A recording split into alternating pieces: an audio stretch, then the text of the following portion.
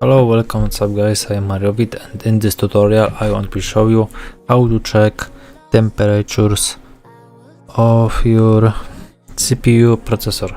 I will show you how to do it. So it is program which has name HGView monitor CPU ED.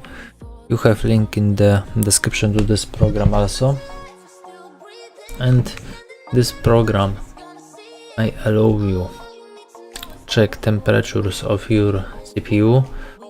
As you can see, it is my processor, and here you have temperatures actual at this moment, minimum and maximum. Here is also powers, using power minimum, maximum at this moment, and also you here have option like temperatures of disk and card graphics. So it is option to check your temperatures on CPU. I have hope that I help you. You may leave like, subscribe, share to others, write a comment. Bye bye, see you next time, thanks.